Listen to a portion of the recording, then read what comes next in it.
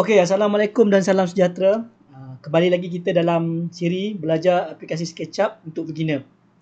Baik, untuk siri ataupun untuk episod kali ini, kita akan belajar satu term ataupun kefahaman yang paling penting dalam SketchUp, iaitu memahami axis atau dalam bahasa Melayu kita panggil paksi. Jadi tanpa membuang masa, jom kita tengok di dalam aplikasi SketchUp. Baik, apa tu axis? Okay? Kebanyakan orang yang belajar SketchUp ni dia rasa payah sebab dia tak faham axis. Jadi saya boleh katakan, kalau anda faham axis atau paksi ni, konsep axis di dalam SketchUp ni, insyaAllah untuk kedepannya nak belajar tu senang nak faham. So hari ni minta kita tumpu perhatian dan bagi betul-betul faham, insyaAllah untuk next punya series awak akan lebih senang nak faham. Okey, dalam SketchUp ni dia ada satu paparan lah. Maksudnya ada satu koordinat. Koordinat ni adalah pergerakan kita. Pergerakan ni memerlukan tiga aksis lah, tiga aksis yang utama, iaitu aksis biru macam kita nampak sekarang ni, biru untuk pergerakan atas dan bawah. Kemudian kita ada hijau. Okey. Hijau adalah ke depan dan ke belakang.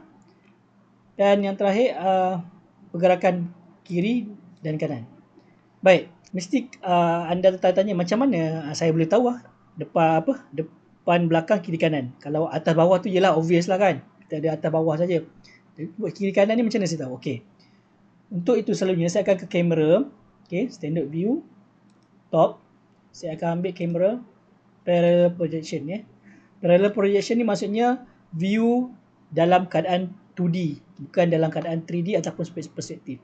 Jadi di sini kita boleh nampak paparan dekat sini jelas bahawa hijau adalah pergerakan depan, belakang, merah adalah kiri kanan ya. Ini adalah pandangan daripada atas top view. Ibaratnya kalau kita naik kapal terbang, kita tengok di bawah rumah kita, inilah top view-nya. Ini adalah depan, belakang, kanan, kiri.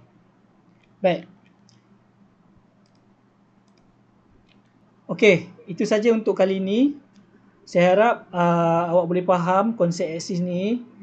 Cuba tengok berkali-kali video ni bagi faham macam mana konsep pergerakan di dalam SketchUp ni kita pakai. Supaya nanti senang kita nak lukis ataupun nak buat line dalam keadaan ataupun koordinasi yang tepat.